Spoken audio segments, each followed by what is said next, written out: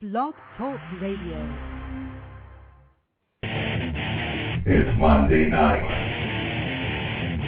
9 p.m. Eastern, on the Blog Talk Radio Network.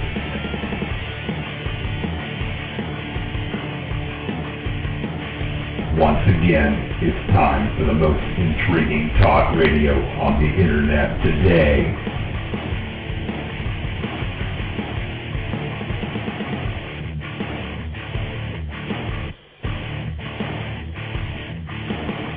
This is Sasquatch Radio. Breaking news and information from around the world. Interviews with men and women investigating the mystery. The latest high-tech equipment. Cutting-edge research techniques. And amazing discoveries. Real-life people sharing real-life encounters. The director and founder of Sasquatch, Virginia. Here is your host, Billy Willard. Something is out there in the dark, watching, waiting. It's time to unleash the beast. This is Sasquatch Radio. All right, everyone, welcome to another episode of Sasquatch Watch Radio. Today is Monday, March 29th, 2010. I am your host, Billy Willard, and let me introduce my co-host, Mr. Mike Killen up in New York. How you doing tonight, Mike? All right, Billy, how are you? I'm doing just fine. A little rainy here. I don't know what it's like up in Long Island, but it's we've had quite a bit of rain, I think a couple of inches, and it's kind of nasty. Yeah, same thing here. High winds and rain, and we had some flooding. Some areas flooded out, and some spots were getting as much as 2 inches of rain an hour for a while. Wow. Yeah, you guys are really getting it too. Yeah. It's basically another nor'easter, except last one we had was kind of snow, and this one was rain, but same type of storm. Just luckily it's a little bit warmer weather, so it wasn't all snow. Yeah. It was rain. Yeah, exactly. Yeah, same here. It's thank God it hasn't been cold enough to snow. We've been sticking up some pretty good temperatures, so can't really complain. Yeah. So that'll be great. But anyway, waiting for spring to get here to stay, to be here to stay. Because we had a couple of warm days just to tease. We had a couple of days it was like 70, 71, and then it got cold again, and so looking for that. Yeah, we're supposed to be back up in the 70s by Thursday. So yeah, I think they're talking about 68 or 70 here, so by the weekend. So yeah. I can't wait for that to be the norm. Yeah, we're getting there, man. Waiting for that to be the norm, so I can get the bike back out on the road. I already had mine out. Had it out last weekend. Yeah. I was thinking about it, but I had other things to do. But this weekend, if it's 70, I'm definitely breaking it out. Well, I don't blame you. I would, too. Yeah. Well, let me close this window because I see that my dog is going to sit out back and bark here while I'm on the show. So. He's always barking at his shadow. He must have saw a shadow coming across the yard. So, anyway. All right. Well, without further ado, before we bring our guest on, we've been making it kind of a habit here to announce and talk about the 22nd Annual Bigfoot Conference and Expo. So we'd like to just make a brief mention of that. It's going to occur between May 14th and 16th this year of 2010. As everyone knows, this is the also known as the Ohio Bigfoot Conference. It's put on by Mr. Don Keating up in Salt Fork State Park there in Ohio. The guest that he's going to have this year is going to be none other than Mr. Bob Gimlin, Dr. Jeff Meldrum, Larry Lund, Tom Yamarone, and John Horrigan will be there this year. So nice lineup. The actual conference itself actually takes place on Saturday, May 15th. Starts about 4 p.m. in the afternoon and usually ends somewhere around 10 p.m. There will be a $5 admission required to attend, which isn't bad for with the people that's going to be there. For everyone who arrives early on the Friday, you can have a nice, rare opportunity to have a little more personal talk with these speakers, as they typically do a meet and greet, as they call it, on Friday afternoon, and that usually kicks off somewhere around 6 p.m. There in the lodge. And then, of course, they're going to have my understanding is they'll also have a dinner buffet there that night, so that'll be nice. And then usually on the Sunday, there's usually some type of an activity where they usually take people around and look at past historical sighting areas and that kind of thing. But I'm not 100% sure what they're doing this year. But whatever it'll be good.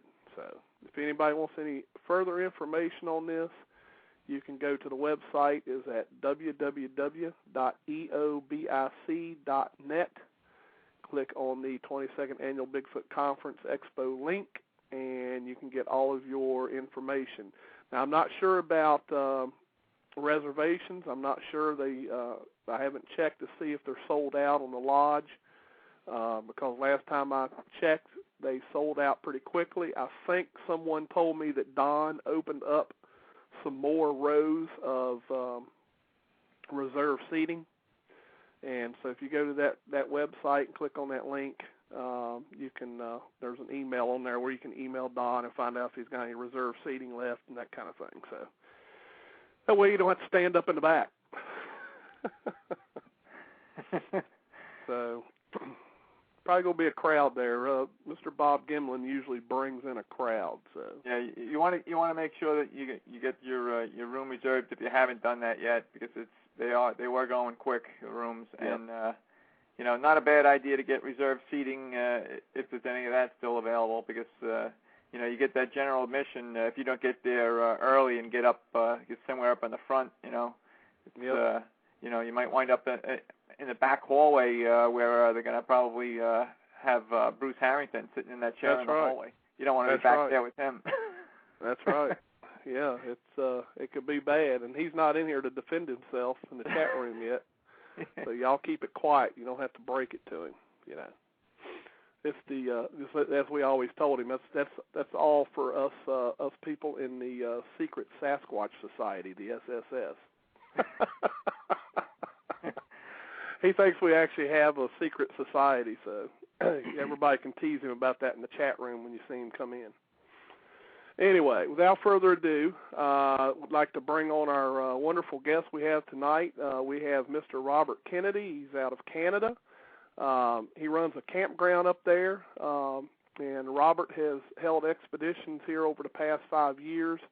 They've had a lot of success, and he's ready to share some of the results they've had up there on those expeditions. So, everyone, welcome Robert to the show. Welcome to the show, Robert. Hey guys, how are you? Doing good. I'm going to start off with just sharing a little bit about myself and just giving an overall what we've done here, what's happened here, and invite a couple of friends of mine to share that they've come up from Rhode Island and New Jersey and come all the way over here. We're 35 to 40 minutes away from Vancouver, where the Olympics was just held, and we're not too far away from the main city. So it's been exciting over the last several years here. We used to be with the BFRO, and but that wasn't our mainstay thing. We invited them to come in to see the experiences, because at that time we needed people to know what was really going on. We heard a lot of stuff that was happening. We were having stuff happen right at our front door of our house. Wow. And these are going to be pretty big statements that I'll state, but when you hear Kate and Eric come on, I showed them the areas here, and there's been other people been in this area from the years gone by, from the expeditions and that, and we've had people from the CSRO, from Alberta, from Washington, from Belgium, from England, all the way to Germany. The interest has been all over the world, and it's been word of mouth, and we just keep inviting people to come to say, here, we can talk about it all night long, tell you about all our experiences, but you got to come and see it. And, I'm not giving an invitation out here tonight for people to come here.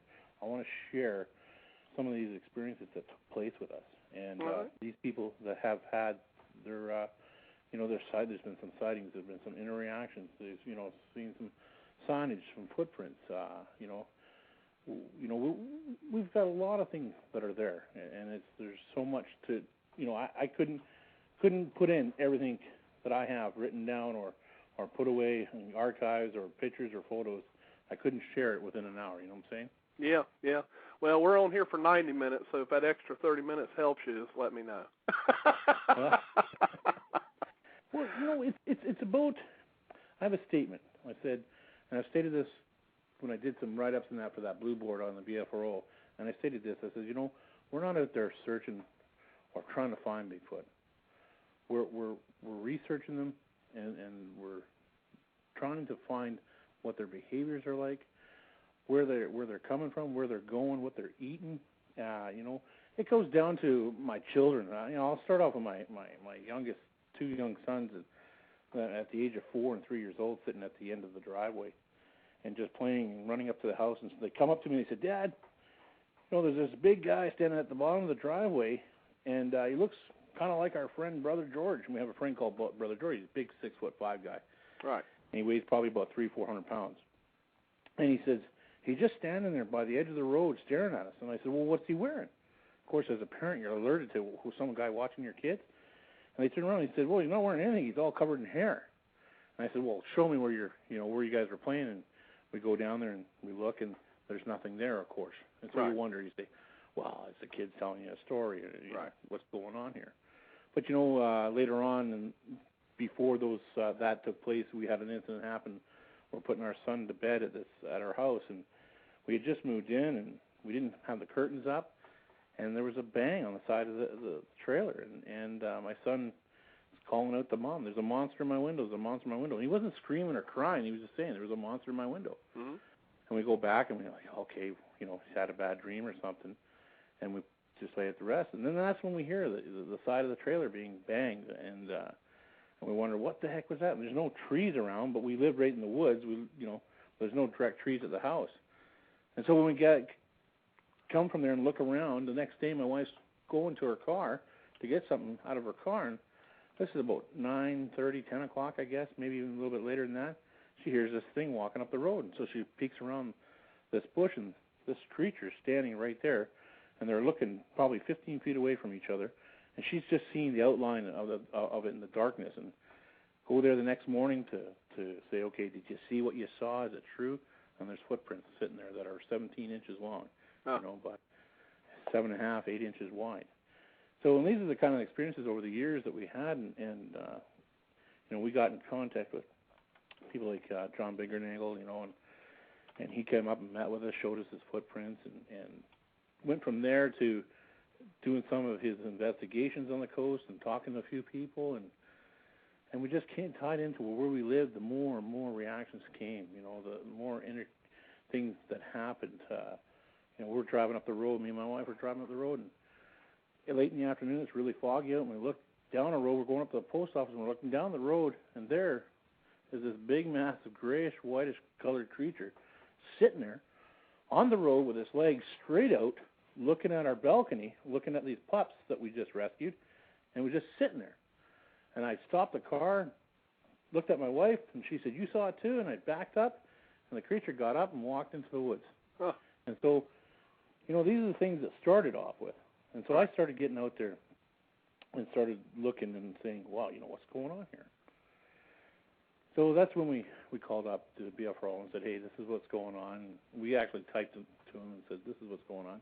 Maybe you should check it out." And they sent a guy up, and they checked out areas that we were at, and they wanted to have an expedition. Right. And so we did, and the things that took place there were just, it was not even near our trailer. It was just more and more and more. But it just went from there to, just taking more and more people out, and just having the interactions that we had, to being able to speak about it to other people, and sharing with it to other people, and talking to our neighbors, and just going from there. There's just so much to be said. But here, I'll hand it back to you for a little bit, so you can. All right. Well, just so you know, Rob, there's some folks that they're asking if you can speak up a little bit. Apparently you're a little quiet. And how's that? Is that better? There you go. That's a lot better. That's better. There you go. Okay. Now, what we'll do, Mike? Do you have any questions in there yet? Because the lines are lighting up. I did not see any questions. No, I was just going to say, but we have a couple of callers there, and one's got the hand up. I know Robert said somebody might be calling in that he knows. I don't know what the area code is, his friend there, but somebody's got the hand up, and then there's a couple other lines there as well. Yeah, let me. I'm gonna just start checking them and see. I think I know who some of them are, but we'll check just to make sure. I believe the Skype caller is probably Abe. You're right. Just called to listen in, guys. All right. I have a question. I'll let you guys know. All right. Thanks a lot, Abe. All right, and let me grab this one here. 304, I believe this may be Nancy. 304 area code, you're on the air. Nancy, is that you? Oh, maybe not. Okay. Well, maybe she walked away from the phone. She may have. Yeah. All right, let's see who this is with their hand up. Area code 609, you're on the air. Hey, good evening. It's Eric Spinner, Rob's friend from New Jersey. Yep, there's Eric. There we go. There's Eric. Hey, Rob. Good to have you on, Eric. Good to be here. Rob had already kind of mentioned to us, Eric, that apparently you've had some experiences up there, and if you two guys would like to discuss some of that, well, that'd be great. Okay. Well, I got to meet Rob over the summertime. I had the opportunity to go out, and he invited me out for a private expedition, and we had been, communicating online up until that point, mostly through Yahoo Messenger, and, just he's been teaching me what he's been doing out on the West Coast, and I've been, relaying back to him what's been happening here on the East Coast, and I had the opportunity to go out there, and he picked me up at the ferry, and from the moment he picked me up, we were having activity.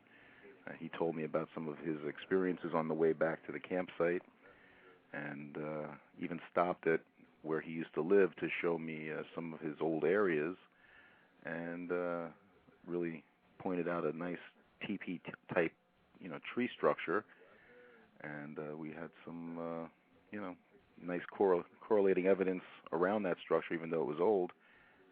He's told me a lot of experiences that have occurred in that area. In fact, I heard him telling about the camper when the smack was on it, and some other experiences he had over there. Right. But Rob, you want to bring up anything specific? Well, you know what? Just being a little nervous in that, because we haven't done very much any really radio or stuff like that.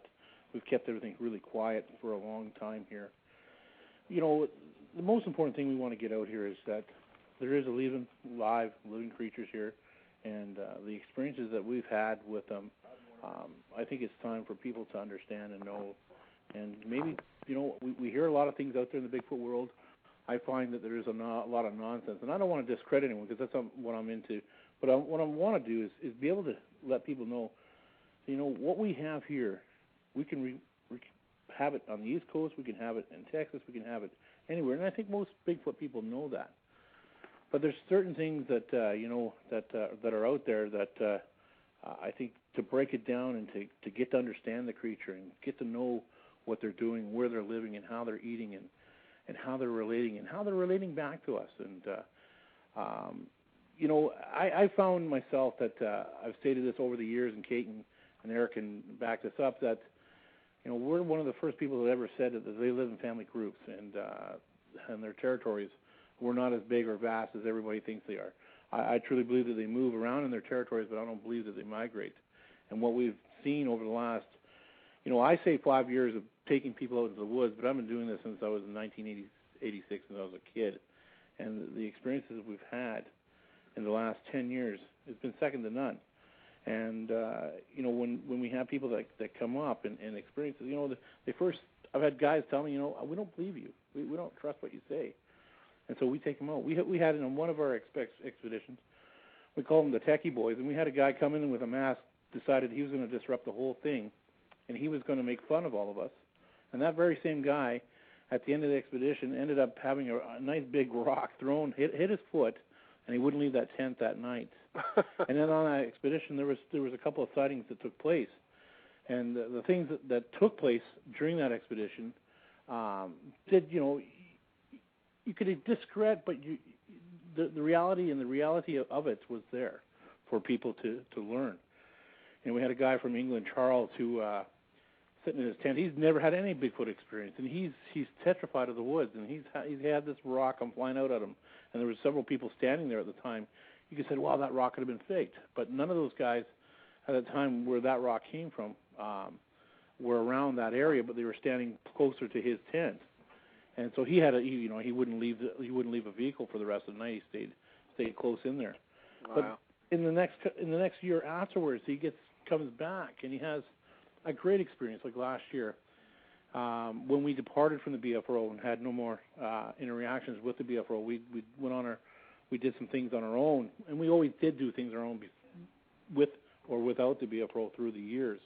And I just wanted to make that clear because I know there's some people that have issues there. But what we want to get out is, Charles, he had a great experience. He put out apples and hung them in a bucket in the forest. And while we're all sitting there, believe this or not, the apples were taken, but then Charles noticed something around his tent was taking place. And when he went to check what was going on, because he thought somebody was walking around, moving around that area, he discovered a piece of fungus, a rock, and a stick laid on top of each other.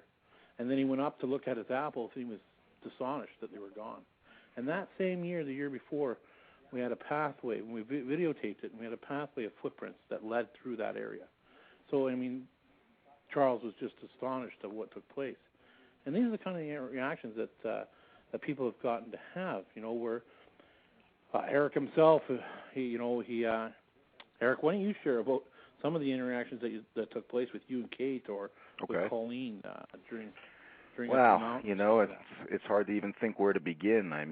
From just about that first night, like I said, when you and I were pretty much there alone with Kate and Kirk, and here I am, a New Yorker by heart and terrified of the woods, and I come there and I wind up sleeping in that camper with you say I can't even close the door. And there's a screen door separating me from total darkness in the rainforests of the Sunshine Coast, and made it through that. And then one night we're out sitting around the campsite, and I think Kirk was to my right and Kate was there also, and we kept hearing these things hitting the ground by our between our camp chairs. Turns out something's throwing things at us, and I thought they were little pebbles. Turns out they're about 6-inch sticks that kept coming over this berm behind us. And I actually picked up, there was about a dozen of them thrown. I picked up a few of them, and I could actually see the thumb nail print in the sticks from where obviously something had, broken them off to throw them at us. And then in the next morning in the daylight, I was able to find the tree that was right down there behind, on the berm, and you could see knee impressions on the ground where something was there kneeling and tossing them over at us. Kind of just seeing what our reaction was going to be. So that was pretty interesting. And I actually did bring a few of those home with me, as a memento on my trip. There was a time that the girls went for a little walk around the perimeter of the campsite using just their infrared headlamps. And the moment they sat down, we had that power slam knock from, right up on the hill. And it was I was facing right where it came from, and I just was like, oh, my God. Because, Rob, you had played some of your recordings for me in the past, but, I don't get those kind of knocks here on the East Coast. It just totally blew me away, and then you got up and smacked the tree, of course, with the baseball bat to see if we can elicit another response. But, that power slam was worth the trip right there. Kirk and I took that hike through the woods in darkness down the trail along by the caves and tried to, see if we could draw something in from that, and that was pretty exciting, just the two of us walking through the woods at night. We went to No Name Lake, and Neil and I sat out there, and we heard trees crashing down around us and heard that one really loud knock, and then after Neil's video recorder went off and played that sound, then the activity kind of died down a little bit. So I didn't get that in-my-face encounter that I had hoped for. But, I had that last day that I was there, and pretty much everybody had left, and I was just down in the creek bottom, and I was sitting on a big old log, and I kind of prayed and did some meditating, and I looked up, and I saw something looking down at me, and I went, whoa, that wasn't there a moment ago, and tried to take a photo, but of course I zoomed in my excitement, and it all pixelated. And then I did what I've heard other people do. I kind of turned around to see if I could take a couple of shots over my shoulder and get it to, kind of move so I can get a better shot at it. And then when I turned back around, it was gone. So, I know what I saw. It was a big face with shoulders looking down at me, and auburn in color, and I could see like a tannish, skin around the eyes and the cheeks. And how I came up from the creek bottom, and I said, I think I just saw a Squatch. And then we, plugged in the card into your laptop, and you're like looking at the comparison shots and what I took, and you're like, wow, I think you did. So, from the moment I arrived, it was just a great adventure, and, there was that time also that Colleen and Kate and I and Charles and Kirk and a couple other people, Mike and Joan, were up on the hill by the dump, and we were in that place where, a supposed female Squatch comes up and down to get down to the bay to harvest some oysters and ducks and things. Where Eric is talking about here is a Squatch over the last few years that has been moving up and down with her younger one, and it's been seen on regular basis with some of the people that are there, through another campground that is there, and I myself saw the younger one and had some interactions with the female. And what has taken place is she's been hanging out there for quite some time now, and her younger one has gotten bigger, and they had quite an experience that took place there with Colleen and Kate with their visuals, but all from what took place. I'll let Eric finish what was happening there, but I just want to make sure that everyone knows and hears that we have interactions and we have things that happen without visuals, but then we also have the visuals too. And everybody says, well, did you get to see the creature, or did you get the videotape, or did you get the recording? And yes, we do get some recordings. Yes, we did get some video and some pictures. But anyways, I'll let Eric finish on that, because that's a neat experience that took place there. Well, we had been sitting there, and Colleen had first thought she saw a silhouette of something pop its head up over the bushes, and then then Kate also caught something out of the corner of her eye. One of the guys that was sitting there, Mike, actually went up to relieve himself up the hill, and I turn around, and all of a sudden I see this large silhouette kind of, ambling down the hillside, coming from the direction where this Squatch is supposed to be traveling, and I'm seeing this beard and all this, long hair and stuff, and I said, something's coming down here. I said, and I kind of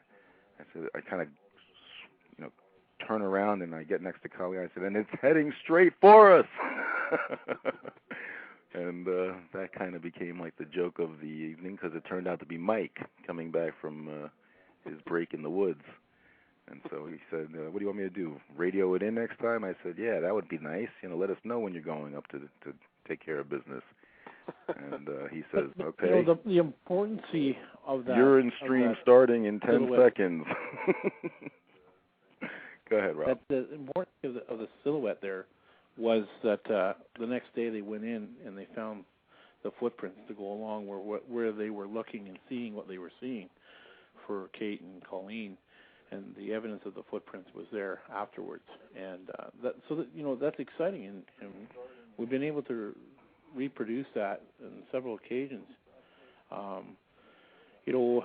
To where Eric was talking about, where I was showing him the tree structures last year. I hadn't did much research in that area for a couple of years, and just this 2 weeks ago, I went in there doing some calls and stuff, and got my calls back and got my tree knocks back, and spent about an hour in there with my family and my kids, just calling back and knocking back to them. Now, I didn't do too much knocking. I did more calls. But they were knocking, 3 or 4 of them were in there knocking back and forth to us, and then they were down in the creek valley doing some rock clacking and stuff like that.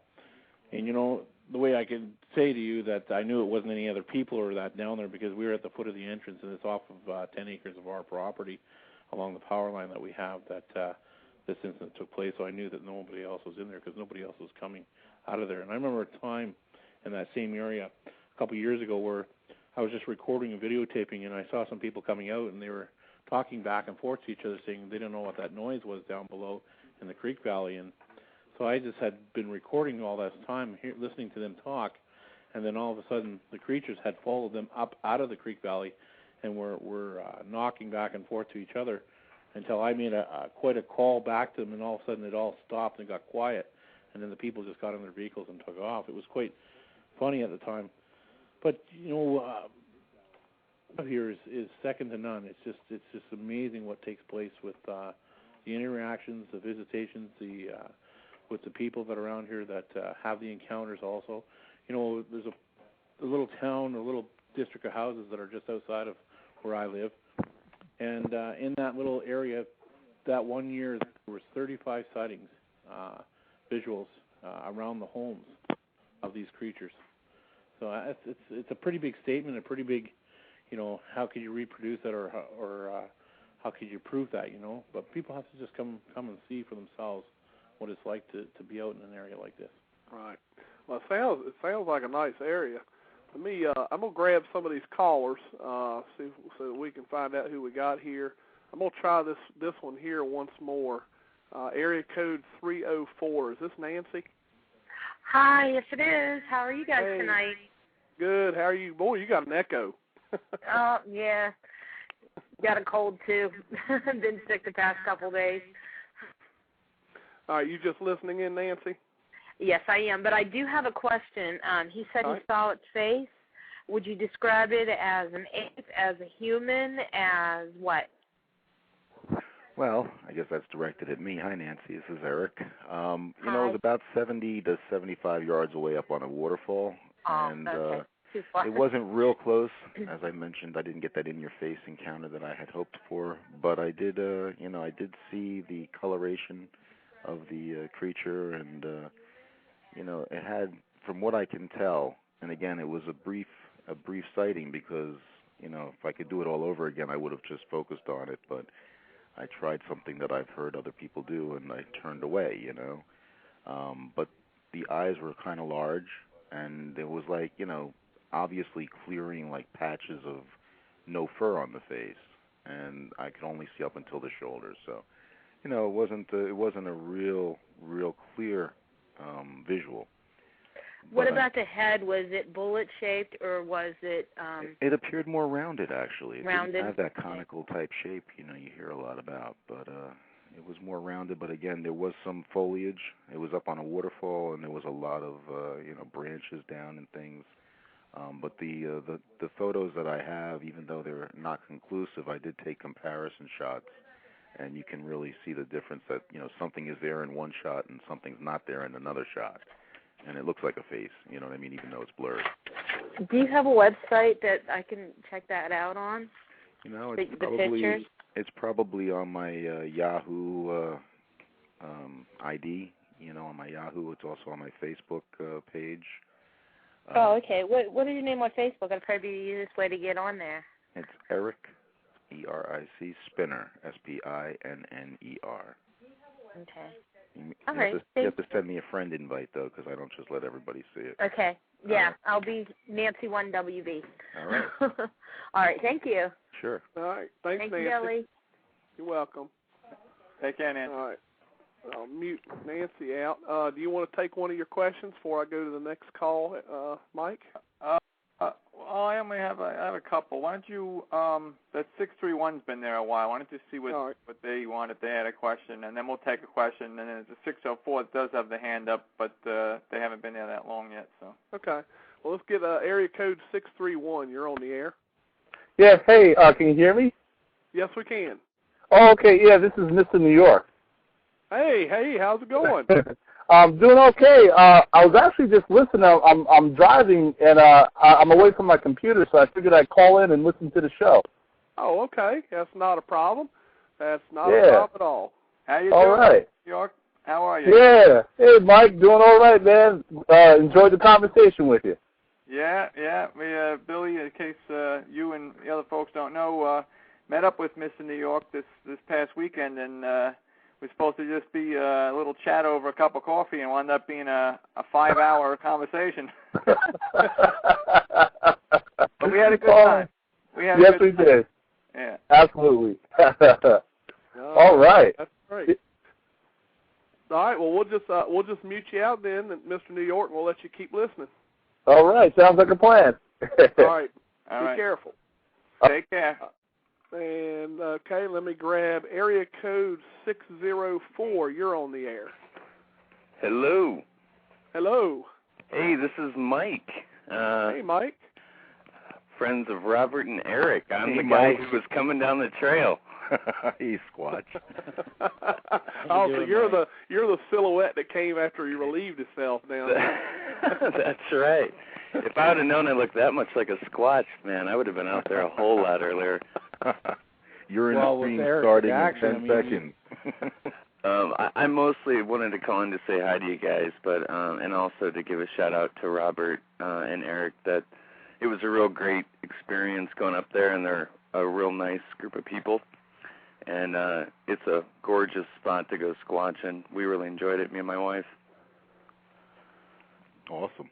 Hey, Mike, congratulations on that new baby, by the way. Yeah, man. God bless you guys.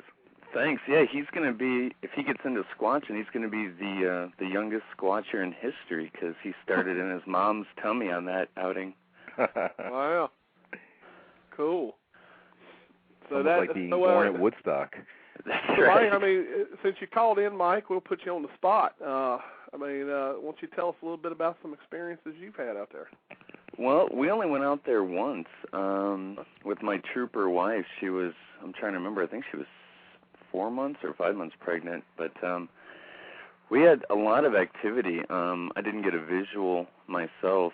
I know some of the other people had some experiences there, but actually, I guess you could say I had a visual when I was with those two younger guys on that first day, and we were watching or listening to a figure on the other side of the ravine.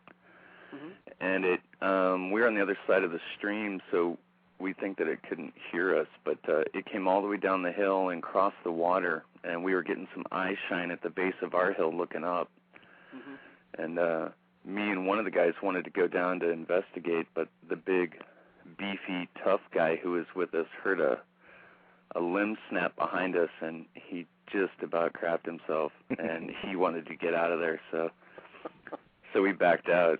Other than that, we had that big tree come down right outside the camping area when some of the folks were knocking from the main base area, and that was pretty exciting. Right. Well, it sounds like, I tell you, it sounds like a good spot, and I guess my next question is going to be, Rob. I mean, Rob, do you like handpick people that you want to come up there and visit? Do you advertise? What do you do? Well, I've never advertised. I mean, when this all started, it started through the BFRO for the expeditions. No, what took place is I guess I did some write-ups on the internet, and some people have read.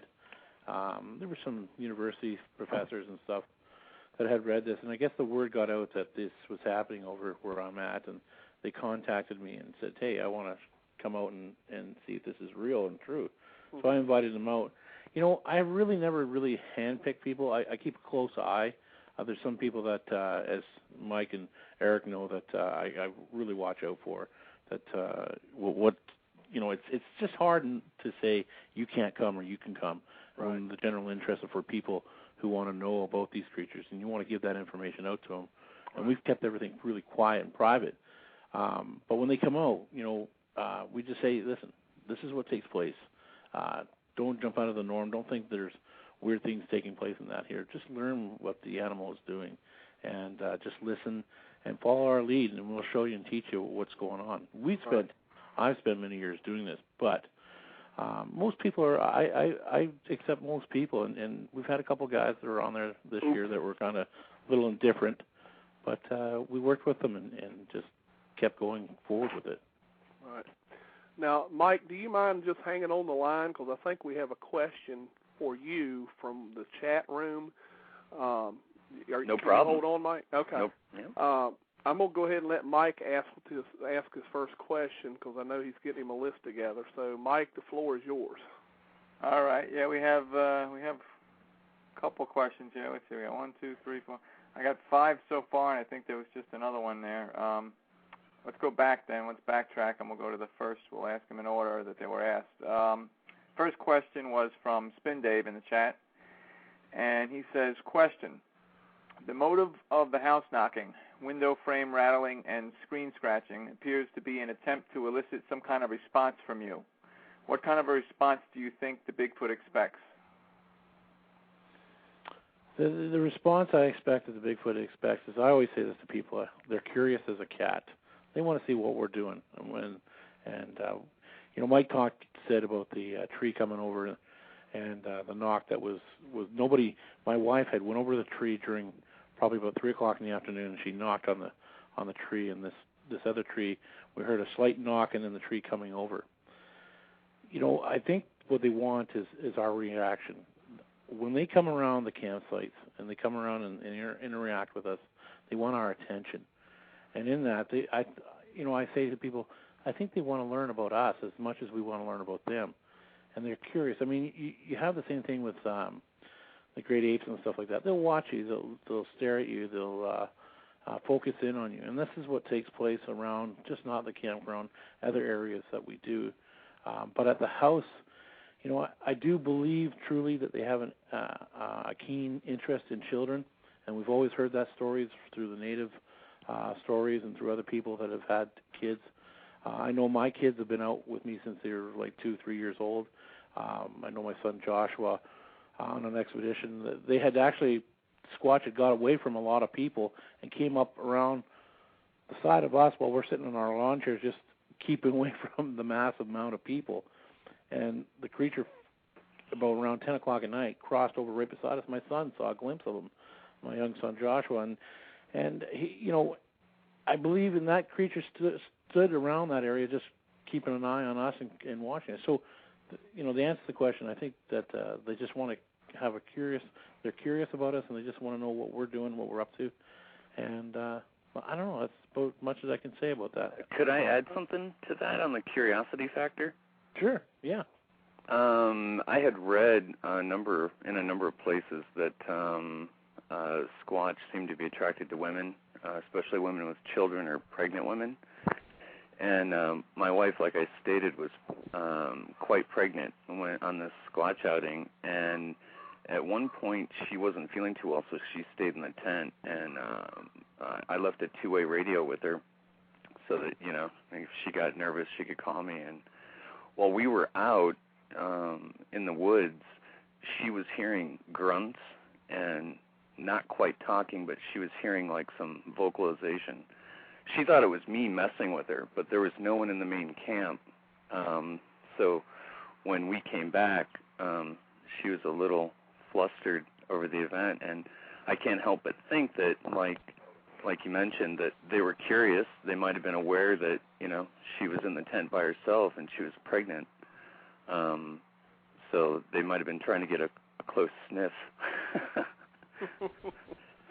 Well, I think with any wild animal that curious, especially with bears, we've heard of in Canada where women have been attacked on the menstrual cycle and stuff like that. My wife had an experience where we were doing some research on, does Sasquatches take the easy road down the road or the easy trail? And I found quite differently they don't do that. I found that they have their own trail systems, and they have hidden markers and stuff like that they communicate back and forth. And while I was checking this out, my wife says to me, she says, Rob, over the radio, she says, there's some knocking going on here by the beaver pond. And so I came down off the trail, and we went down there in my van, and we sat there for a few minutes. I said to her and the kids, just act normal. Just act like we're out playing, doing a good thing by the beaver pond. And then all of a sudden, we heard the female starting up, calling out, making – this is what she made. This is exactly the noise that she made. She was going, yee, yee, just like that. And so I said to my wife, I said, call back to her. And so my wife would go, ooh, back to her. And And this is like 3:30, 4 o'clock in the afternoon. It's daylight out. There's no one else around. And so I told my wife, I said, go walk up towards her. And so my wife starts walking up towards her, and I held the kids back, and they communicate back and forth. And then I got the idea in my head that what am I sending my wife up there for? I'm putting her in a bad position. So I got in the van, and as soon as I started that van up, the male on the other side of the pond rears up and does a huge roar, and everything's dead. The interaction, everything is done.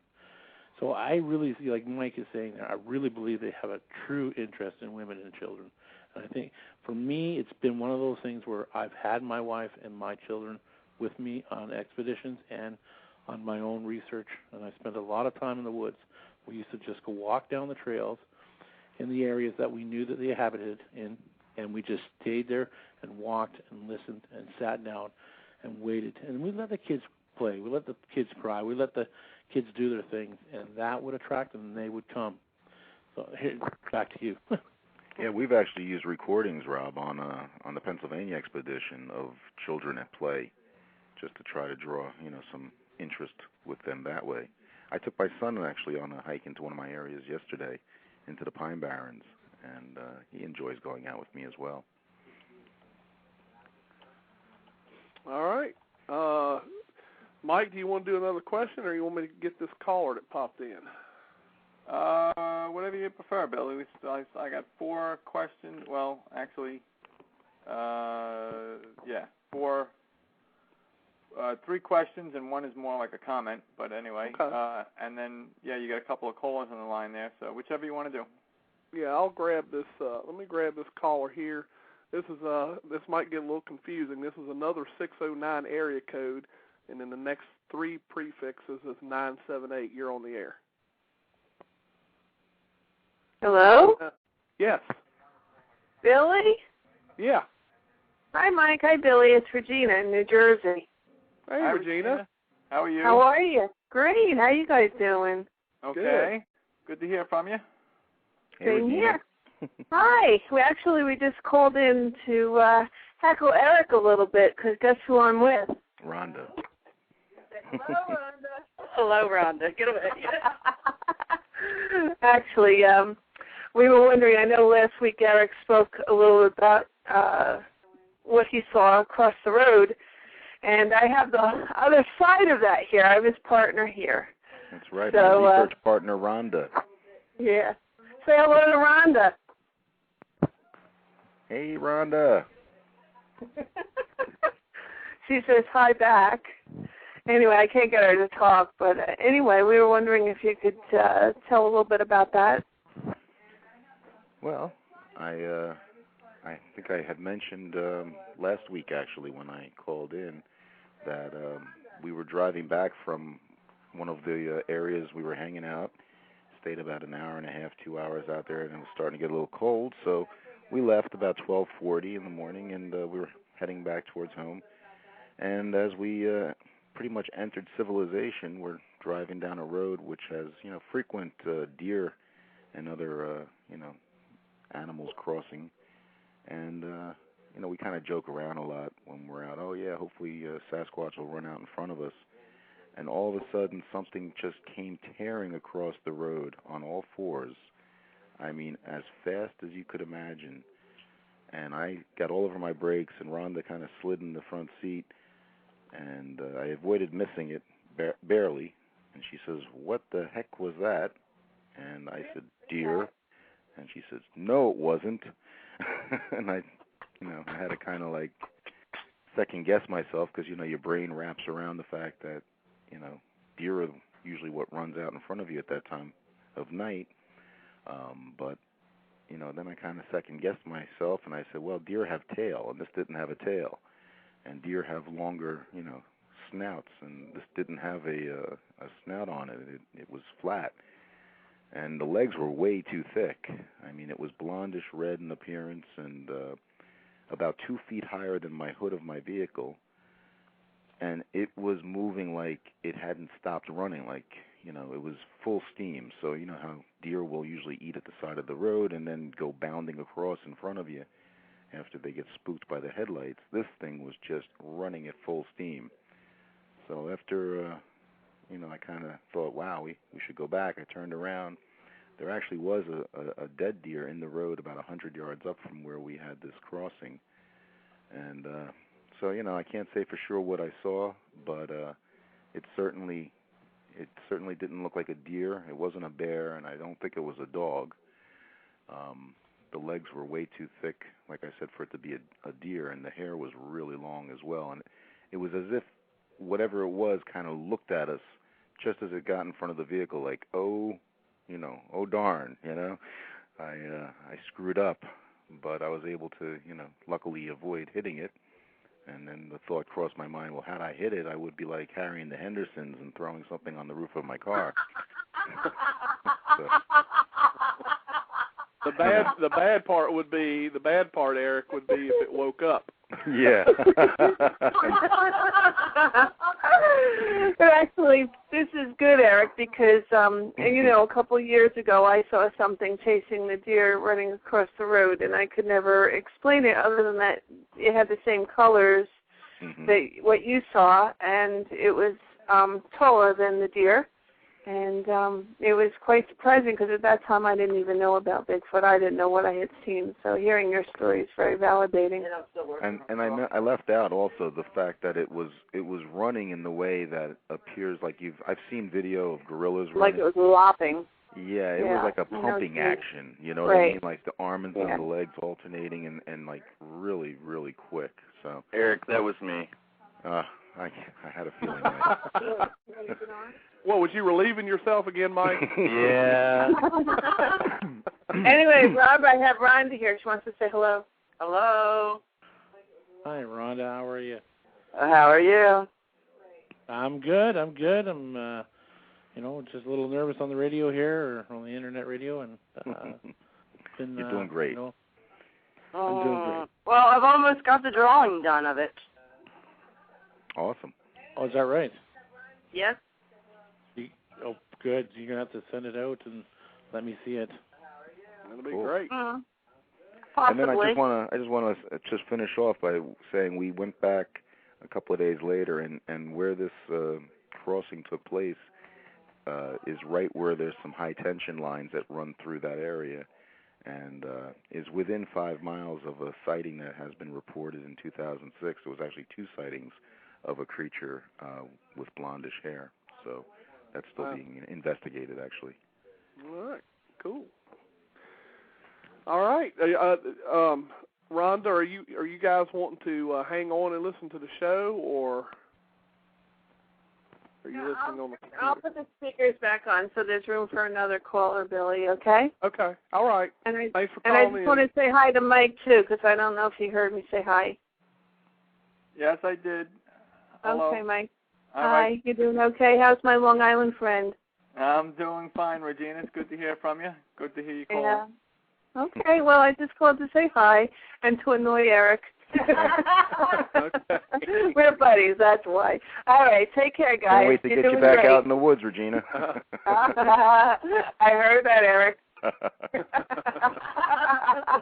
All right, I'm going to go, and this is a great show, guys. You're doing wonderful. Thanks, Regina. Okay, bye-bye. Bye-bye. Take care now. You Okay. know, Billy, on this Yeah. on this sighting of Eric's, it's important to understand that on the roadside sightings, we've done a lot of research on this, and finding that the type of grasses and that grow along the side of the roads and the salt and stuff that is put out in the wintertime. I don't know what they do down in New Jersey, but I know up in British Columbia here they salt the roads quite a bit, and we find a lot of dead deer on the road which are hit by cars and stuff. Mm-hmm. But we've also found that deer shoot out unexpectedly in front of vehicles for no reason. I mean, you could drive by deer on the side of the road 100 times, and then all of a sudden this deer shoots out. Right. Now, it could be fright or fear of the vehicle, but what we found is that a lot of the roadside sightings that have come with the deer, dead deer that are there. And right. I truly believe that these creatures are smart enough, just like killer whales are smart enough to gather together and push a seal off a piece of ice and be able to get its food source. And I think the same thing is happening here too. That you hear about one sighting of one Sasquatch, but yet there are family members in the back in those forests, and they are, they're gathering these animals up. I had an experience myself where we're driving on a logging road, and there was a dead deer, and I got out and checked it, and there was no wounds, there was no puncture, no bullet holes, no broken bones, except for the neck was broken, and there was rigor mortis that was in the rest of the body except for the upper part of the neck, and no blood coming out of its ears or nose. I truly believe that, and we had some interactions when we got out to look at that deer. We heard them knocking and vocalizing in the forest behind us. Right. And I truly believe that once we touched it and moved it off the side of the road, that was it. They wouldn't come back to it. But it just shows forth, the intelligence and the ability of hunting skills for these creatures also. Oh yeah. Anyway, back to you. All right, Mike, I'll go ahead and let you take another question. All right. Yeah, we got a few more here. Let's see. Go back in order. Let me go back to the top here. All right. This came from the name not used from the chat. It says, question, Rob is the world's greatest Bigfoot talker. Let's have Rob demonstrate some Bigfoot talk for the listeners. Not quite sure what he means by that, but...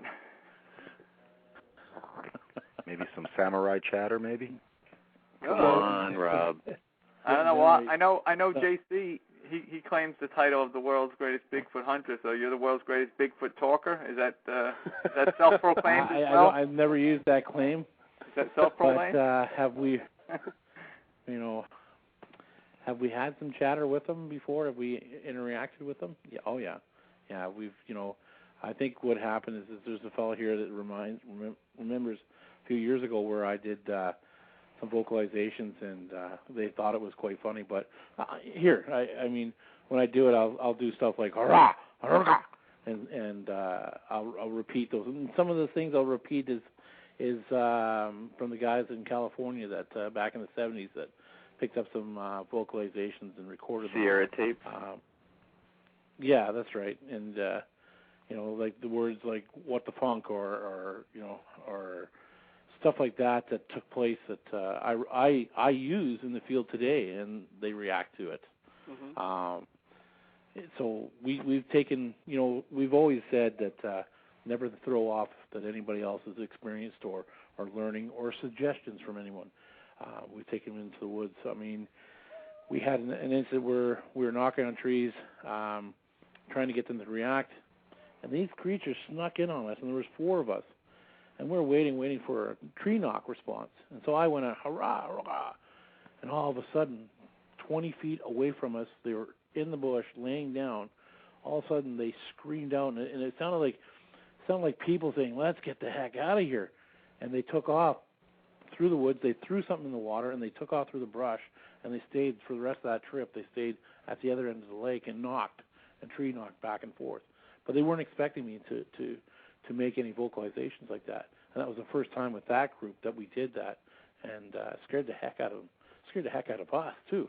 At the same time, to have that loud. I mean, you can't explain the loudness and the ferocity of when they let loose. It's just, I don't even think a lion in the wilderness of Africa can top it. It's just unbelievable. Right. Unbelievable. All right. Mike, go ahead and take another question. All right. Let's go with the next question here. This was from Alita in the chat. Just simply says, how many knocks at a time? So I guess there's no elaboration on that, but I'm assuming, when you guys have been out there and heard wood knocks, what are you usually hearing? Well, what you can usually hear is sometimes you'll hear just one knock, and that could be the rest of the night. At times, I'll give you an incident with me and my son Thomas. Last July the 1st, we're sitting there. Nobody's in the campground. We're just finished cleaning up. My wife had taken the vehicle out of the campground. We're there by ourselves with the dog, with my son and us. And my son says, "Hey, Dad, I think I heard a knock down the valley of the creek." And so we listened. We were very quiet. And so I didn't hear anything. And then I said, "Thomas, let's do a little thing." And we sang a little, nursery rhyme songs and stuff like that. And all of a sudden I heard another knock. And then they eventually ended up coming up on the berm behind us. And from that point on, that day, within probably 20, 30 minutes, we probably heard about 15, 20 knocks. And so at times we can hear I've heard from 100 knocks in a whole night to 20 or 30 or 40, maybe even 50 knocks within 10, 15 minutes. It all depends. We reacted back. I got a stick and started knocking on a stump. And, I went from 1 knock to 2 knocks to bam, bam, bam, bam, bam, 4 or 5 knocks really repetitively fast. And they reproduced it the same way really fast. And I ended up scaring myself because I said to myself, I said, I think I got myself in a bad position here. Because once I did 7 or 8, they did 7 or 8 or 10 or 11, and then they started vocalizing back and forth. And then the group that was at the top part of the campground and the group over that was at the other end of the creek started vocalizing back and forth and knocking back and forth. And I said to myself, oh boy, I made a big hornet's nest here. And I called my wife and said, you better come and get us because we're not in a good position here. And I was just scared myself at that time. And so when she got there, they were still knocking. She got out of the vehicle, and they were still knocking back and forth. And the question is for myself was, did I provoke them to anger, or did I provoke them in a playful nature? Because they never came out after us. They never came to really scare the heck out of us or try us to get, to run or anything. They just stayed in amongst the trees at that time. Right. All right, Mike, I'm going to grab Abe. He's got his hand up here. All right, Abe, I've got you on the air. All right, thank you very much, Billy. I got a question for all three of you guys, if any one of you could answer it. Through your research, you guys have seen eye shine up in this area, is that correct? Yeah, I did. What color was it? Do you think that the color of the eye shine can reflect on the sex and age of the creature, or it's the mood that it's in? From my point of view, at the distance that we saw it at the base of the hill, it was standing by the stream, and it was a very light, distant eye shine, but I could see it was about 6 feet, 5 feet off the ground, and it was right on the side of a tree. But I couldn't make a distinct color. If I had to go with anything, I'd go with a yellowish color. But like I said, the distance was enough that I couldn't comfortably say like what color it was for sure. It was like just reflective. Okay, sure. And I think Robert mentioned that he's been on these trails and that he knows that these creatures have their own different trail system with markers. I was wondering if you can touch up on the markers. What kind of markers have you seen on these trails? Well, what the markers I've seen is, there's bear trails and there's deer trails, and we call them game trails, and both of them will go on the same trail. At the same time, we've also seen trails that were no other footprints of any other animal game except for their footprints, and with markers like from bent over trees to broken limbs to twisted trees, like looking at like the knuckle. But one of the most fascinating things that I saw was, I call it a hidden marker, where about 4 or 5, maybe even 7 feet up in the tree, there would be a torn piece of bark. Now, not a big, huge around the tree, but just a pulled, torn bark. And I thought at first it could have been teeth marks, that they used their teeth to tear it off, or even their fingernails and to rip it off. And that was always hidden behind the tree, away from any human roads or any public trails. And most of when they were going, the trails that were going along, they would follow would be what we've seen at this point in time was from a south to a northerly direction. But that was the hill that I was on when I noticed it at first. But the trails always seemed to work along the side of the bank and then move up or move down. And it would never, the question is would they ever be on game trails, or would they ever travel game trails?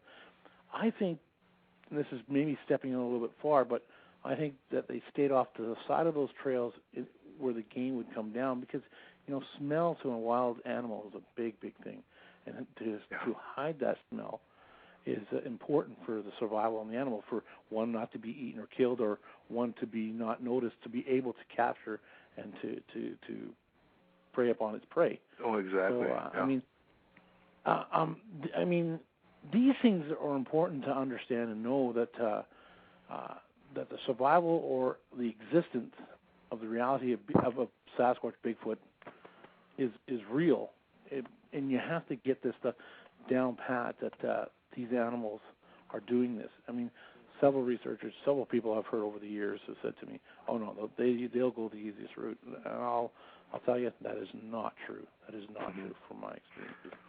And my successful rate is really high, so I kind of base it on that and say, okay, well, let's get out in the woods and let's see if these theories are true or not.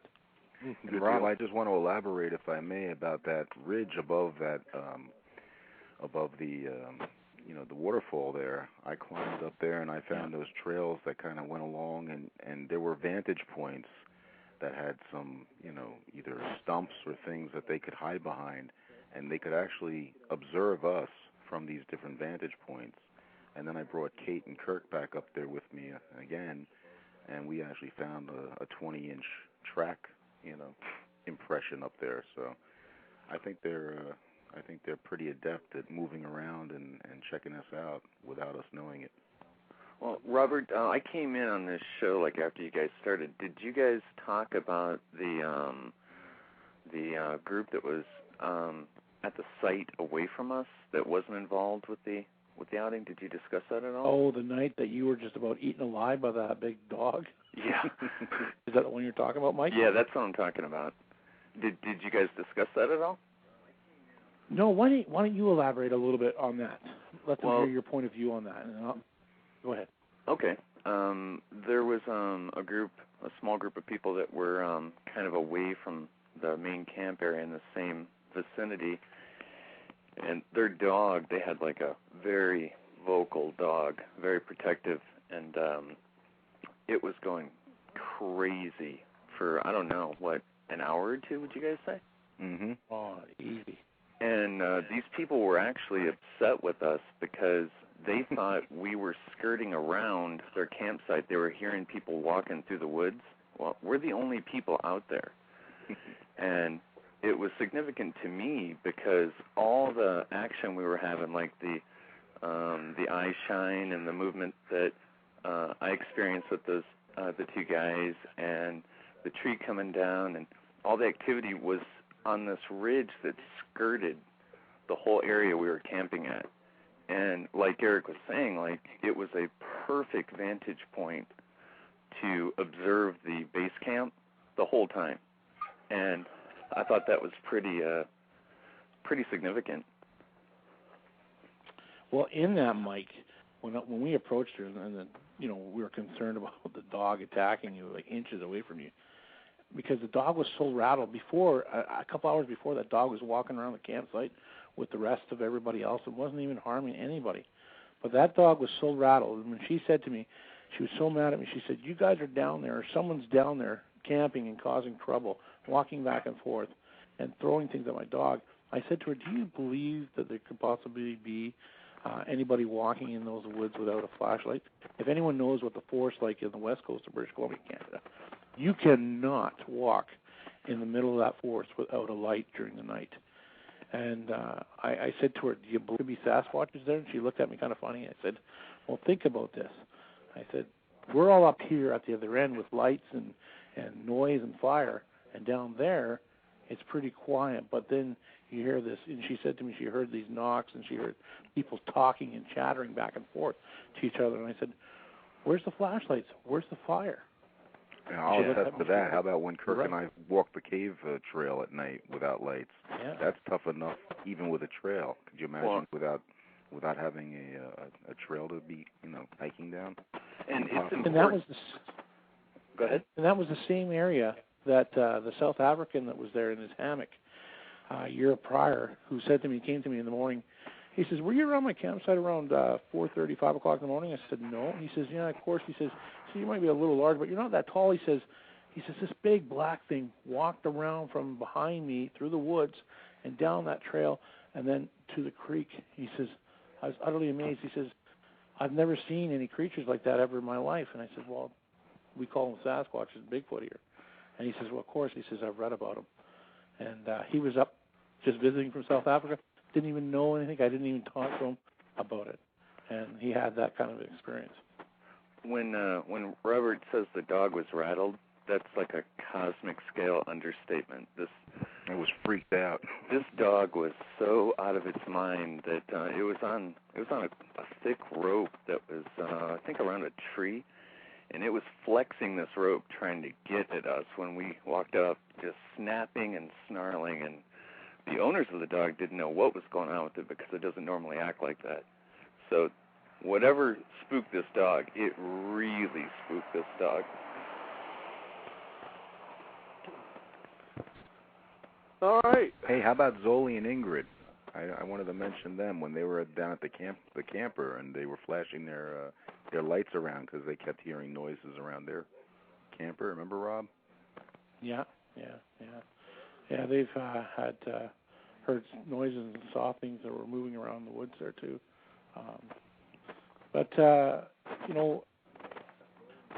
Zoe and I had with Ed had ended up going to No Name Lake after the expedition took place, and we were able to sit at that area and call them, and we were as Zoe would say, he says, Rob, he says, Ed went down to the lake, and until you started talking to Ed, these creatures heard you and were able to come towards you on either side of us.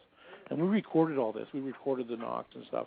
And if we would have stayed longer, I would really believe that we probably would have had a visual at that time. But I mean, what takes place from the campground is not the only place that we have activity.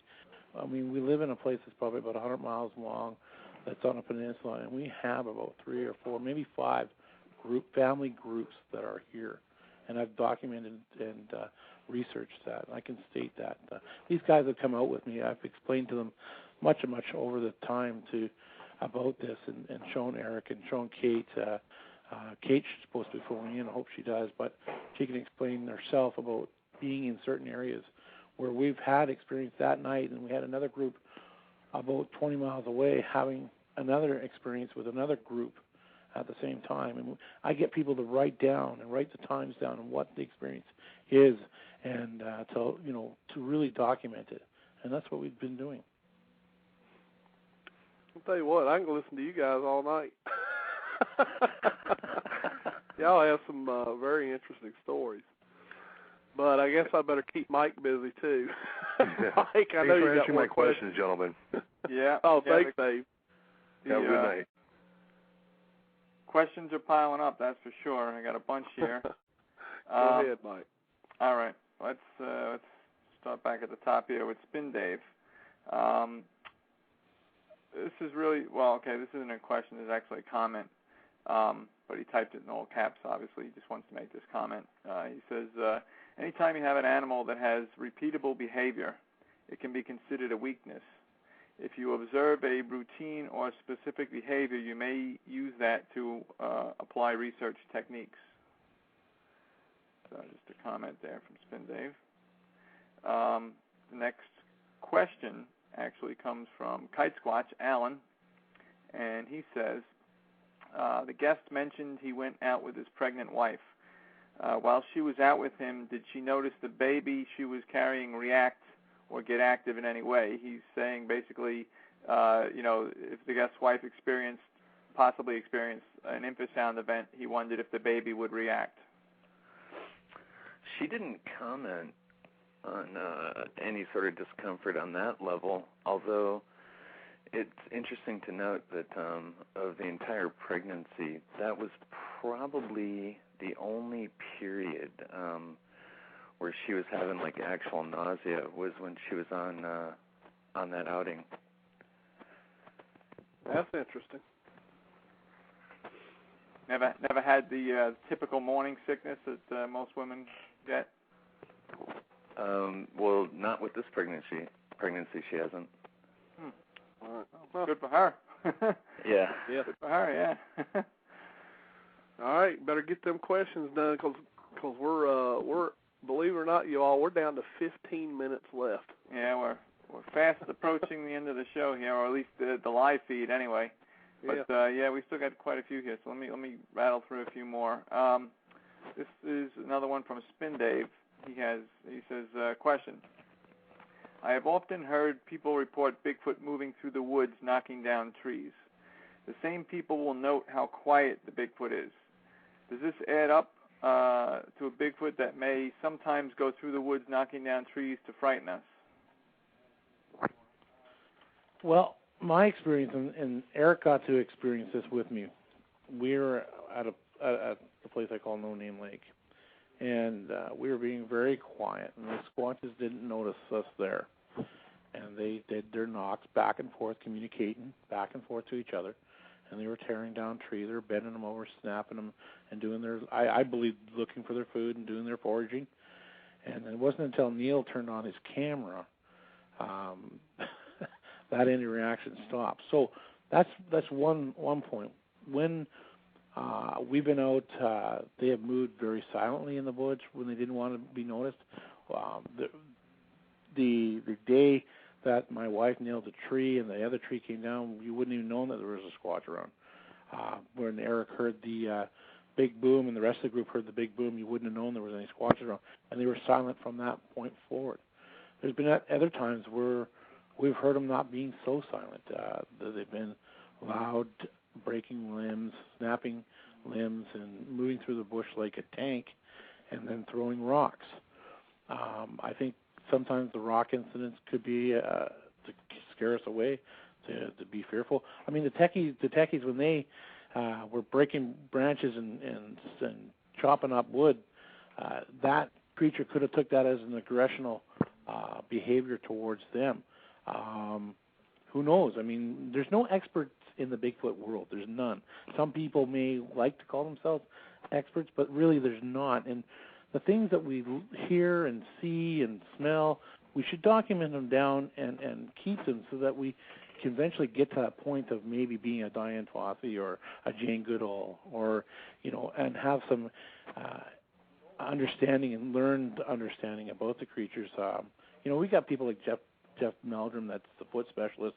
We've got other people, John Bingernagel, that's really good in biology and the research of food and stuff like that. And you got these scientists that are out there that are helping us in our field, but we need that information of the behavior, the way they're moving, their understanding. I was watching a week ago the guy in Alaska that not the guy that got eaten, but the other guy that had bears on his property for 20 years, and he learned the behaviors.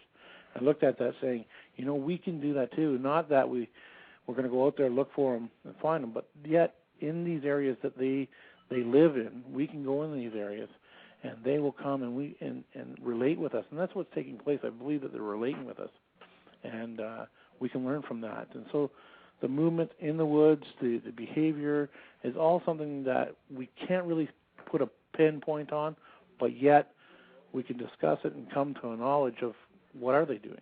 Hey, Rob, can I add to that what I had happen on the East Coast in Pennsylvania when I met Todd, one of the other researchers we've worked with? Yeah.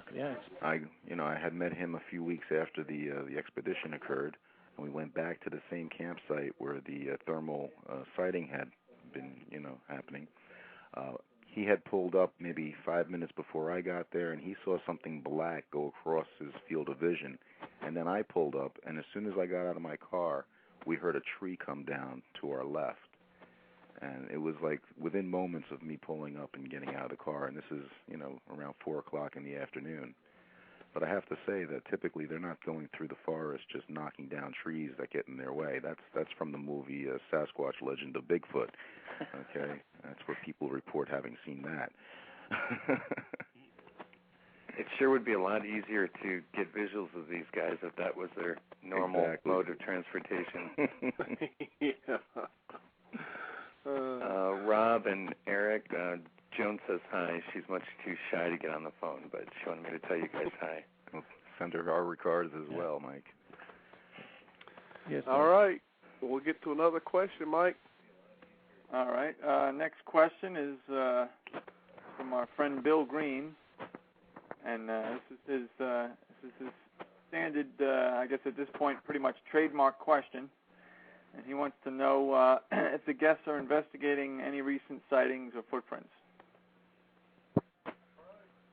Any recent sightings? I think, as I could say this, is that here where we are, we don't run out to the sightings. We're always on the mode of investigation in the areas that we go in. Like, I run this camera. It's my own business, forestry. We took it over from forestry. We took an old forestry campsite and made it into a viable business. And in that, we keep a theme of the natural wooded areas. We don't have pumps up and dump stations and stuff like that. We have a natural, beautiful creek that runs through. We're on the waterway, and the other areas that we go into, that I work into with forestry and other lakes and other streams and stuff, that we are continuously researching through these areas and having these experiences. Like I said, back at the old site by my old place, hadn't been there and done anything for 2 years, and yet I was able to go out and call them and bring them in. If someone phones in and says, hey, I've had a sighting on the side of the road, I mark it up, hey, is it close to the group of, say, Group Area B or Group Area A or Group Area C? It just tells me that the males could be on the move, they could be hunting, could be a rogue male, who knows? And so we just document it and we say, okay, in this area there's been some movement. But generally what we find in an area is the females and the young ones stay back, they hang out in the territories, and the males go out and then they come back. I found many times in interactions with these females and younger ones, for 2 or 3 days we're having all this interaction, and all of a sudden a male will come around and everything will stop. Or he'll get aggressive, well, then he'll settle down if he sticks around. We've had many times that the area that Mike talked about, just prior to those campers being there was rocks being thrown for 2 or 3 days, and I'm not talking pebbles. I'm talking bowling ball, 5-pin bowling ball sized rocks coming through trees. And we had other campers in there running over to the creek going, where is these things coming from? And so here it's an ongoing investigation and literally documenting what they're doing at what time of day, what time of year, what time of month. I mean, so far this year at the campground itself has been very quiet. It's been a lot of rain. It's been not so much activity. A month ago we had some one of the ladies that were from England came over and she heard some voices and heard some things in the back and heard a few knocks, and that was the end of it. So that's what we're doing here. All right, great. Let me. I'm gonna grab this. Oh, wait a minute, they disappeared. I had another caller on there, Mike, and they disappeared. Oh well. Hey, Billy, we had some recent sightings occurring here in New Jersey, if you're interested. Oh, yeah, go ahead. We actually had a report of a black individual, black-colored individual crossing in front of a state trooper at 11:40 p.m. back in January on his way to work, and have not been able to fully investigate that sighting. There was a recent report last week from a mature woman who lives about 10 miles away from me. She saw 2 individuals leaving the back of a dilapidated restaurant and supposedly called the cops, and they found tracks behind the restaurant. They think she's crazy, of course. And then she saw, again, about a week later, 2 individuals and a juvenile walking in the woods near her home. And, I've Googled all this stuff to look on where she lives and in relation to some of my areas, and there is a direct route that they could have used to go through her property or near her property into the areas that I find the most activity in. Another group of individuals back in January were doing some partying late night out in the woods, and about a 7.5-foot tall creature came out of the woods, and one of the women there literally pooped her pants, and they got the heck out of there pretty quick. And when I sent pictures to a friend of hers, actually to Rhonda, so she could pass them on to this person, she said it had the face of number 4 and the body of number 2. And she called it a Yeti, or an abominable snowman, I think was the term she used. So, I mean, there's some definite things happening around here, and it's all within 20-25 miles of where I live. For myself and my wife up here in the lower mainland of BC, as much as we would love to follow up on recent sightings that happen, we haven't really had an opportunity. So most of our efforts have just been personal hiking through the mountains around the Golden Ear area. We've only found one good track that we got photos of, but yeah. All right, Mike, you're running down to 5 minutes, buddy. All right, well, we'll get in a couple more here, and I guess we're probably going to wind up going over with some of these. But next one is from Sin Dave. This kind of touches on something he said earlier, kind of like another part of what he said previously. It says, when hunting an animal, we usually know its weaknesses and strengths.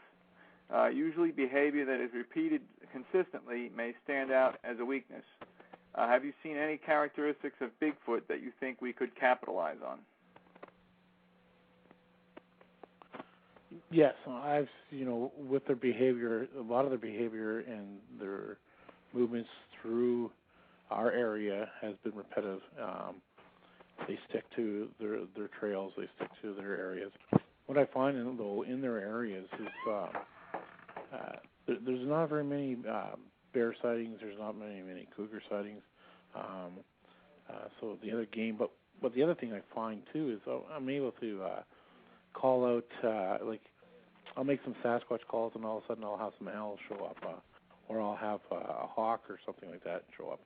Or if I'm sitting up on the side of the hill and I'm hearing something being pulled apart down below me, and it could be a bear, but one experience I had was a woodpecker, a red-headed woodpecker, came flying off this stump, and we're pretty sure there was a female, a younger one, behind the stump, pulling the stump apart, and we were very quiet, so I started calling out to her. And she didn't call back, but this woodpecker flew right to me. I could have reached up and grabbed the woodpecker, and it stood there and looked at me, and I looked at it, and I said to myself, what's going on here? Does it think that I am a Sasquatch, going to pull apart this tree so it can get bugs? Because that's what I thought, because the stump, they're pulling that stump apart down there. It must have been for bugs or for, little larvae and stuff like that. So the repetitiveness, there's definitely repetitiveness there that we can capitalize on, and I think that we have in our group and what we do here. Yes. All right, Mike, go ahead. All right.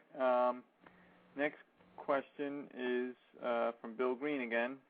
He says, second question to the guests, do you all videotape sighting locations? I've recorded a lot of my videotape? Mostly on photographs, not as much video, but I have done a lot of videotaping and, in the hopes of also having that, elusive trail crossing. But, really, I've put out more game cams in my area and haven't really amounted to anything in that sense except for one blob squatch. But mostly taking digital photographs is how I record my research areas. And for me, yeah, we've videotaped, and we've got a few little blob squatches that are out there that we've looked at. Nothing that can really be, thrown out to the public unless you want to be scrutinized. But yeah, we do videotape our areas. Okay. All right. I think Bill left, though. He was just saying good night to everybody on the board. Yeah, I think he did just leave. There's a lot of people cutting out. I think they're all tired. Hey, it's late here on the East Coast. Before the show ends, I wouldn't mind Eric getting out there. If anybody wants to get in contact with us after the show, they can reach us at the BSRG discussion site group that we have, the little group site that we have, and Eric can give that out and maybe let the people know. Yeah, I've been putting the link up there, Rob, throughout the show on the discussion forum. Okay, great. And what I'll do, Eric, is I'll go ahead before we go off live, and I'll mention it because we have a lot of listeners that don't even use the chat room, so I'll just mention it. If anyone wants to go to their discussion forum they have, it's at, of course, the typical http:// and then the 2 // ESCOBOARD, which is EXCOBOARD.com /BSRG _ discussion _forum. So if you go there, then you can find the forum that they use to discuss all this great and stuff. let them know that to just be patient because they have to be approved to be on the board. And I just put your phone number on the board also, Rob. In case Hey, Billy, we're about to lose the live feed. 10 seconds. Yep. So everybody, we'll see you all next week. Y'all hold on the line. But thanks, everyone, for listening tonight. Thanks a lot, and we'll see all of you next week, Monday night, 9 p.m. Eastern. Okay, we can continue in archives as long as y'all can hold on for a little bit. The questions will stop now, but I know Mike's still got a few left to go. Oh, yeah, we got 1, 2, 3, 4. I still got 6 questions here. Okay. Or no, actually, no, I'm sorry. No, I take that back. I asked the top 2. Okay. I got it all right. Rob, can y'all hang on for just a few more minutes? Yeah, no problem. Okay. 4, actually. Okay, yeah. I usually erase them right away, and I left them on there for some reason. Okay. Next question was from Alley Katz, and she says, question, do you believe Bigfoot are nomadic or tend to stay in one area close to the area they are born in? I believe that they stay close into the area that they're born in. Now, seeing that in the area that I am at, geographically, there could be an argument to that, but most of my experience from the peninsula side to the other side of the coastal side here, I truly believe that they stick in the territory. I believe that they have their own territories, that's from 10 to 100 miles. We're not quite sure how big or how small it is. But we know that on the side that I'm at, that we found that there's 4 or 5 groups here, and I found that in that area, about 5 miles to 10 miles, it seems like they really don't cross the boundaries there. And when they do, we've experienced some hellish, some fighting going on. So we've heard of that night where we're laying in our vehicles and we can hear the screaming and the bashing going on, and we can hear the knocks. Also, this isn't just from 1 or 2 creatures. This is 4 or 5. I mean, I truly believe we had an old guy. We used to call him the old man, and he was outside of our place all the time. And this is one of the creatures that we got to see. And one night in July, there was this hellish screaming, banging going on. And I thought, I'm going to get out there and give a call. And I get out there and give a call, and it just got intense, like, just like the 4th of July. It just got intense. And from that day forward, that old guy disappeared. We didn't even know where he went. We never seen him again. The color there, he was nowhere to be found. And then we found new signage, like treetops that were broken, that were placed up in the tree, about 15 feet up in the tree, marking new territorial boundaries and stuff. And that's, I can't state that that's that's what it is, but this is what we saw.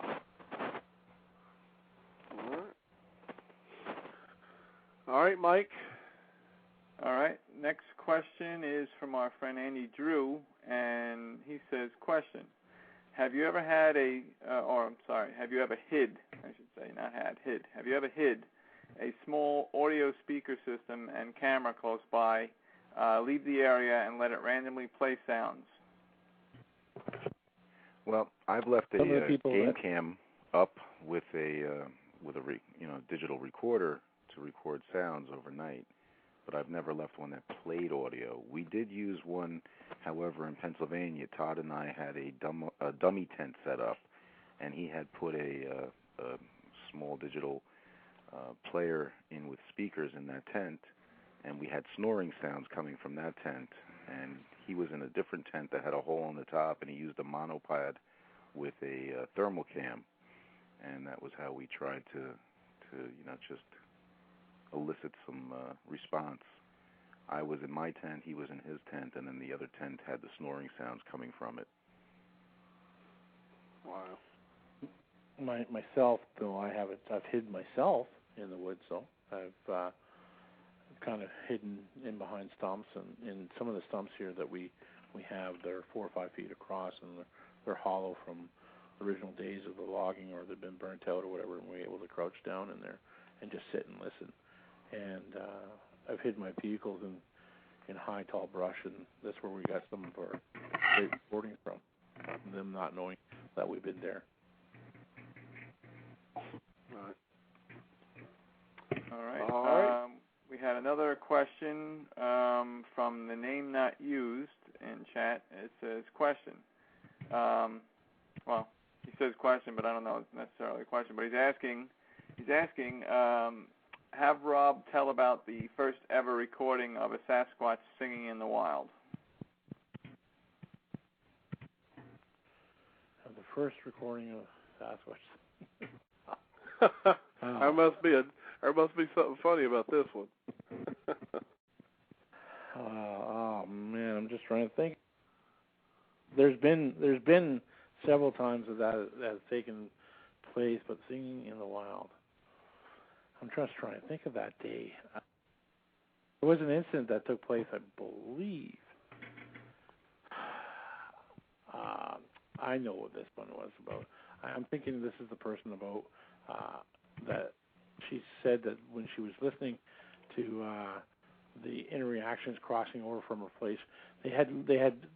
I believe this is the one she's talking about. They were living in their trailer, and that she was pregnant, and she was outside using the potty, and the creature had walked in front of her, went down into the bank and onto the ocean beach, and several days later, she would hear them singing back and forth to each other, and just a medley, just having a medley back and forth. Now I didn't hear that, but she described that as them just meddling back and forth to each other, enjoying each other's company. And this is down in a place where there's several houses and stuff like that. And it was in the summertime when this took place. But that's the right story. Interesting. All right. How many you got left there, Mike? We just have one more. Okay. It's from Ironside in the chat. And Ironside says, question, has he had any or ever heard of any Bigfoot inhabiting abandoned farms or homes? That's a good question. You know, in our area we have so many homesteads that have been abandoned over the years that are in the forest. The forest has grown up now.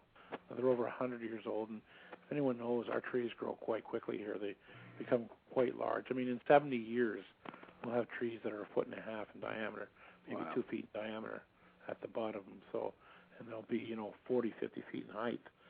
And yeah, those creatures will be in that area. So, do they go and enter into the houses and stuff like that? I've heard of stories, up in certain areas like Squamish and that, where the creatures had actually gone into a home and left moss at the doorway or left moss on the counter, and people wondered what that was, and then they were at home and the creature entered in the house again. I have a written newspaper article on that story. That's probably about 40, 50 years ago. Wow. So can they? I believe they can. Have we had it happen? I mean, having a creature come to your home or come to an abandoned farm, I believe that they could. Yeah. Not that I've heard it on a regular basis, though. Right. All right. Well, you did it, Mike. Good job. You got all them questions in. Yeah, that was the last question. That was quite a bit tonight. Yeah, that was great. Everybody enjoyed listening to you guys, and I appreciate you coming on, Rob, Eric, and Mike, all three of you guys. I mean, it really made for a very interesting night, and I know everybody enjoyed it.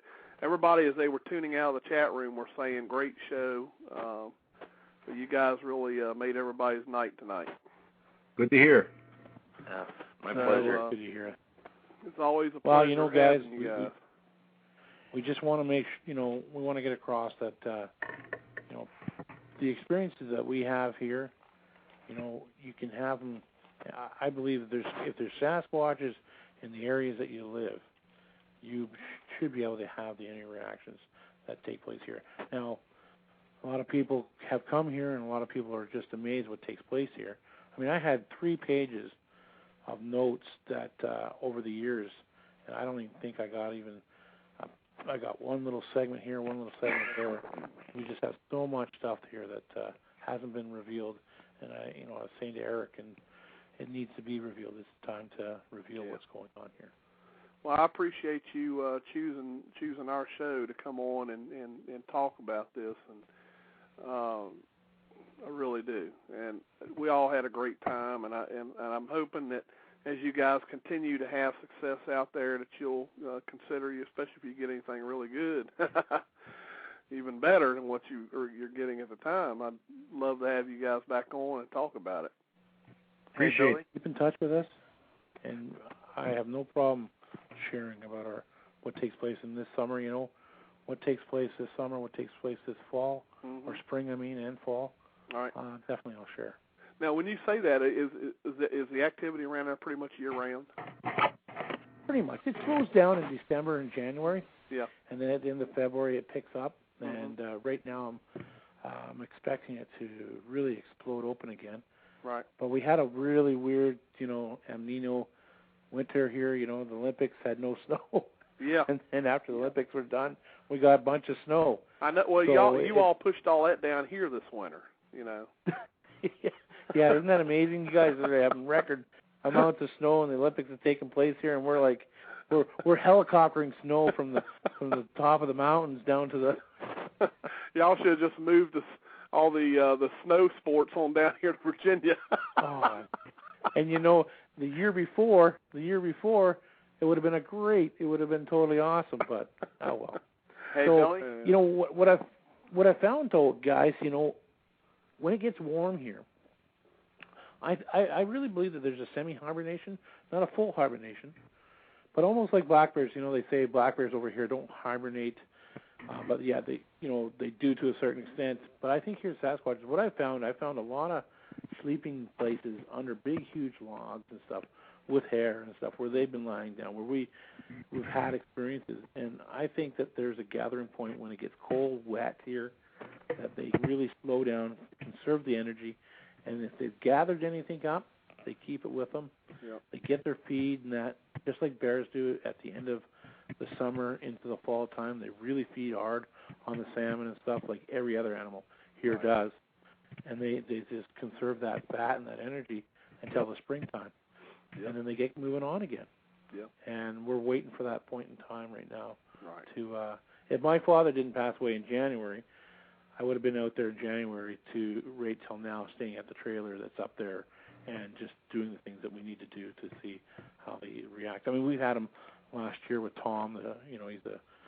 Tom was a guy out of the University of St. Louis that spent time up here, and me and him had the trailer being shaken, and we got that recorded.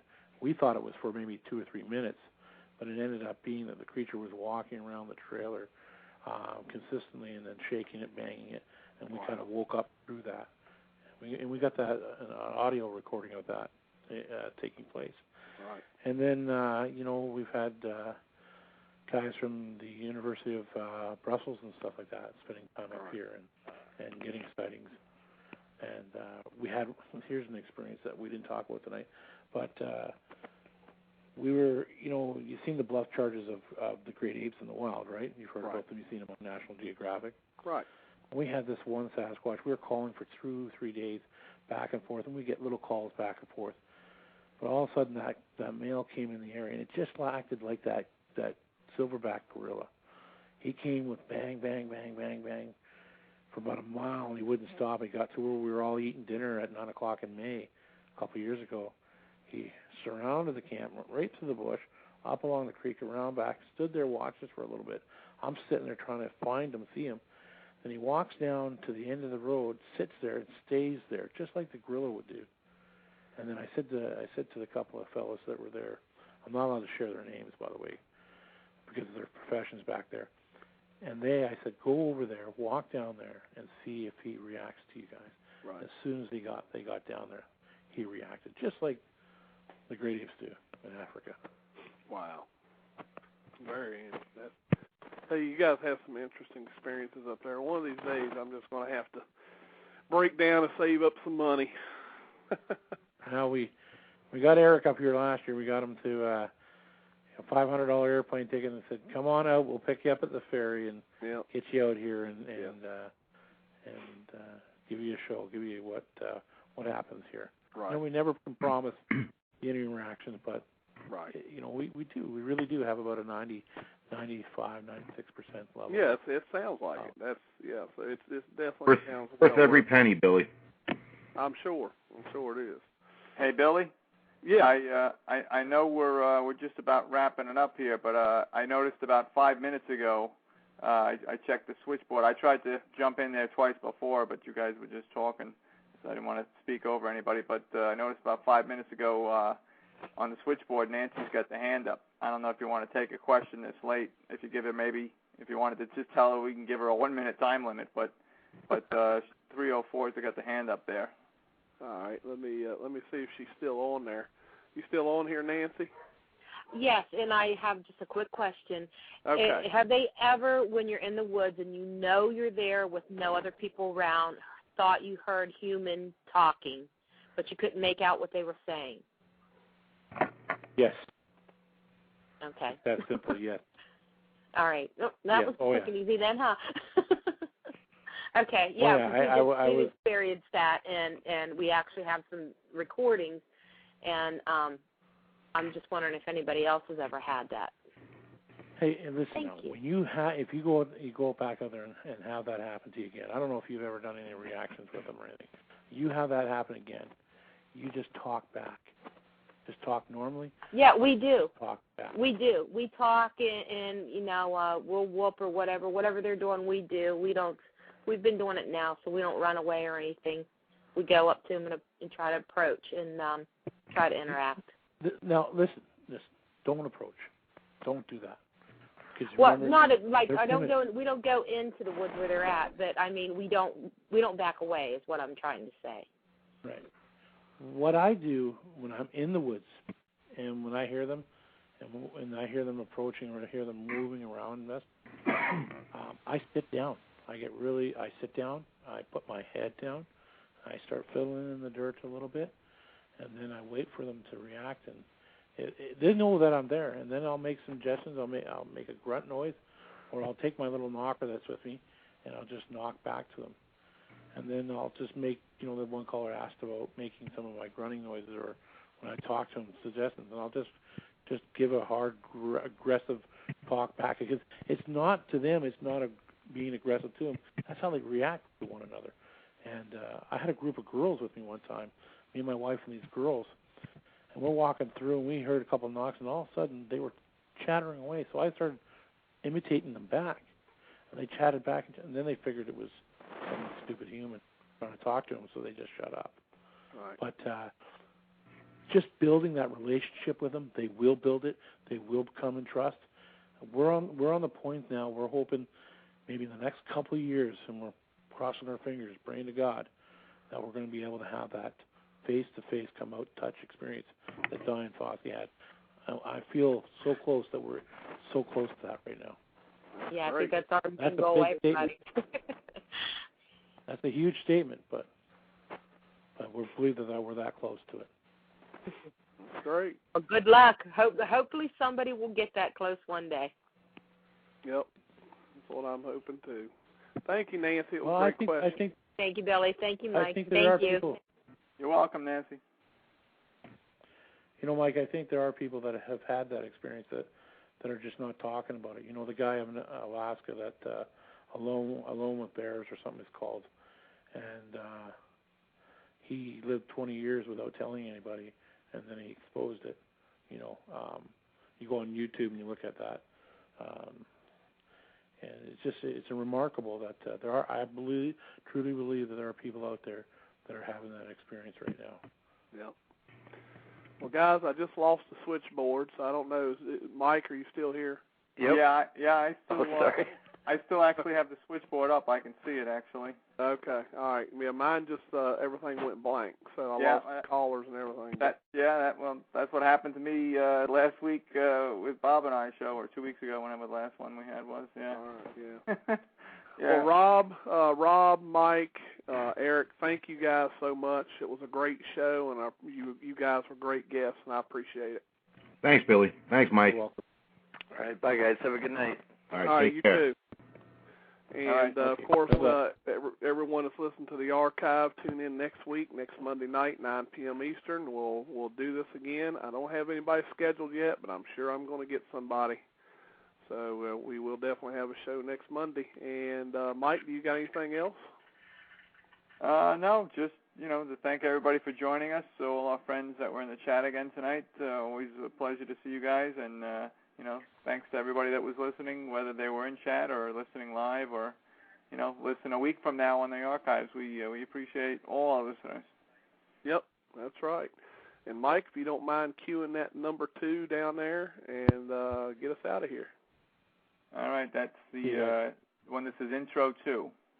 Yes, that's the all righty. So we'll close the show with this, and then we will see you guys next Monday night, 9 p.m. Eastern. Yep, good night, everybody. Good night. A legend passed down through the generations. A myth to some, reality to others. Thousands claim to have encountered this creature from all around the world. Footprints discovered, unidentifiable hairs collected, unusual sounds recorded. Something is out there. Sasquatch Watch Radio. Monday nights, 9 p.m. Eastern, on the Blog Talk Radio Network, interviewing the men and women researching this phenomenon, the latest news and information, research techniques, and cutting-edge technology. True terrifying encounters, as told by those who have experienced them. Monday nights, 9 p.m. Eastern, on the Blog Talk Radio Network. Your host, Billy Willard of Sasquatch Watch of Virginia, brings you the most riveting discussions on the internet today. blogtalkradio.com/Sasquatch Watch Radio. Monday nights, 9 p.m. Eastern, Sasquatch Watch Radio. The truth is out there. Welcome to Sasquatch Watch Radio.